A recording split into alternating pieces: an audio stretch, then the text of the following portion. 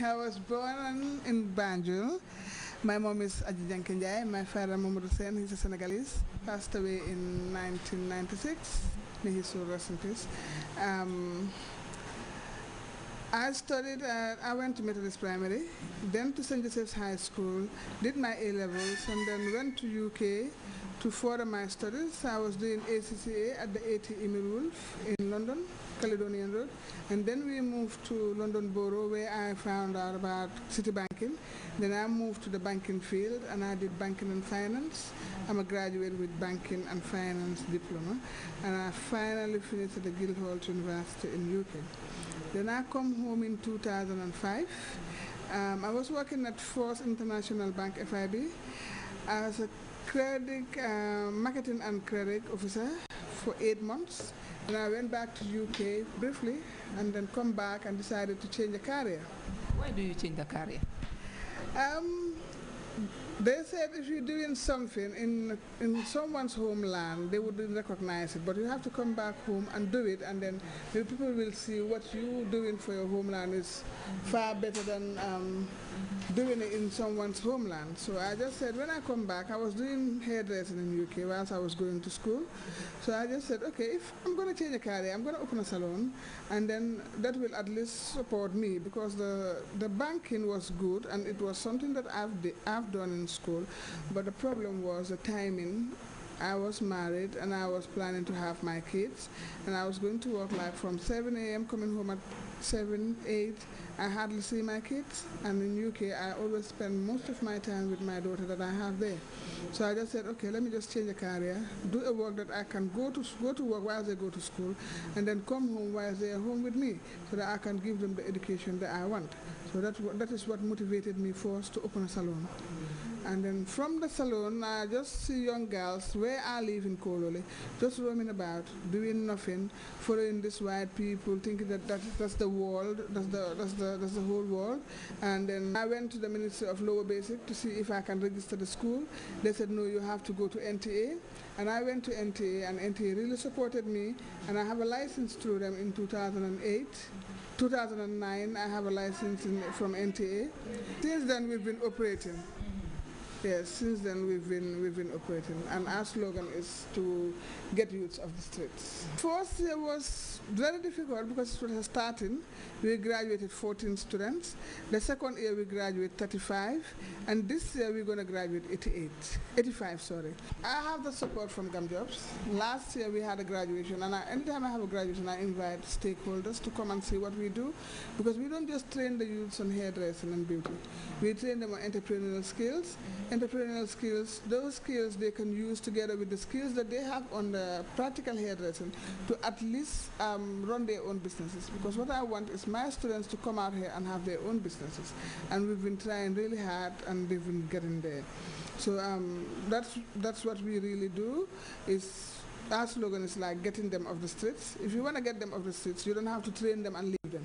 You have to train them and see the best of their future, where they will start to have a salon or start to do a business that can be a success story for them. So that's why we always follow them and go to donors, talk to them to see if they can have funding, and then open their own businesses. And that's what we've been doing, and it's been very successful, because with last year we graduated 35, including Tarut from Gunjur. There's an NGO called Tarut in Gunjur. They give us students. YMCA, we have 15 students last year from them.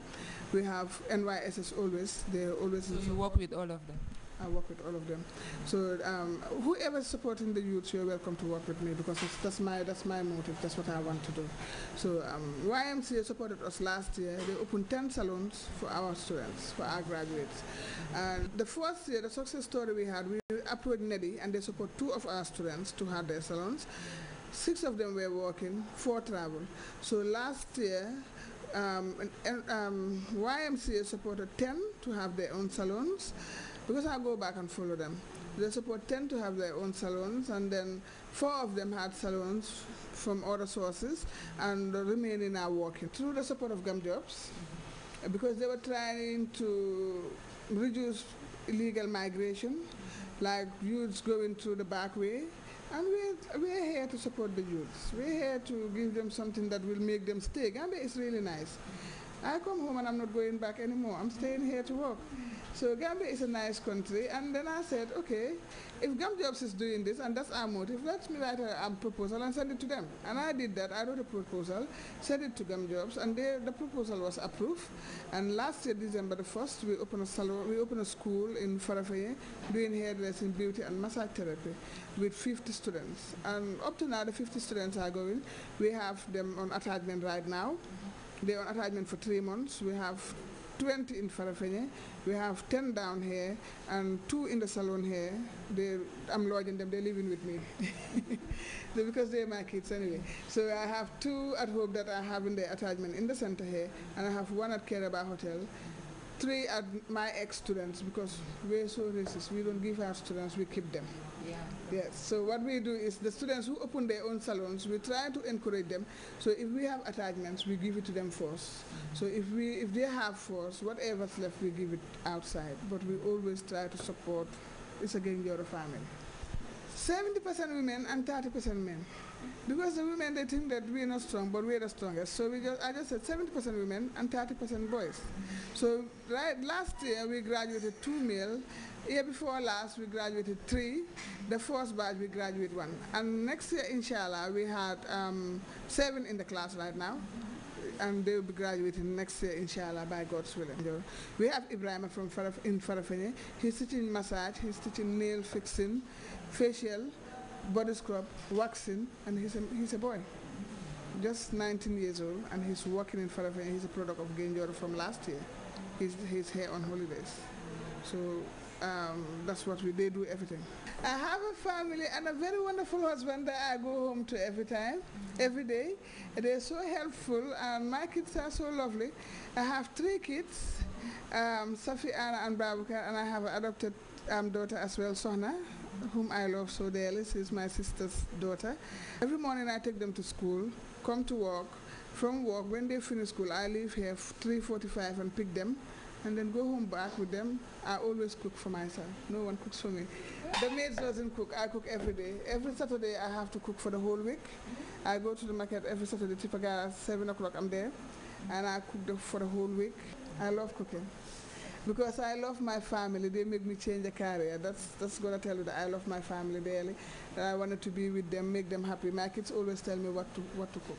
They said, Mommy, are you cooking this today? I want that, and I do that. To make them happy so that they can go the right way that I want. If they're always happy with me, I can tell them whatever I want them to do, because that's what my mom used to do for us. My next step is to support the disabled people. That's what I'm working on. I wrote a proposal to the American Embassy, and I told them I wanted to support the disabled people, and I've had a partnership with them through the president, Ibrahim Adibasi. He's a board member of my school as well. I have 2 disabled in Farafenni, and 2 here that I sponsored myself for them to do the course, just to show them that they're part of us. What I wanted to do is to start here, tailoring, IT and catering, inshallah, in September by God's willing. I wanted to start that with the students in Farafenni so that they can have all the skills. But next year, inshallah, come to Farafenni, we'll have very good massage parlors, very good beauticians, going around doing people's hair, doing fit, massage, pedicure, manicure, facial, which have never happened there. So these are the challenges I want. I've been to America to sign an MOU. This school, I met them through a lady called Ladoza Wright. She lives in Cleveland in Ohio. I was mandated to write a letter to support a law, HB 243 of the cosmetology law in Cincinnati, Ohio, for them to have license, for breeders to be licensed. And when I wrote that law, I was just thinking I was just writing a letter to support what they were doing, not knowing that they wanted me to write a letter to support a law. And when I did it, that law was passed in Ohio. The law is now with the senator whom I met when I went. So after that, when they were doing that, when they were passing my letter through, one of them saw it and said, I wanted to know this lady. And then she said, okay, I can introduce you to her. Then I got that link with the owner of the university, which is Moore University of Hair Design in Cincinnati, Ohio. So they wrote to me, they said they're doing this, they've planned a course, online digital cosmetology course, first time in the world, not in the Gambia or America, and we'll be the first to do it.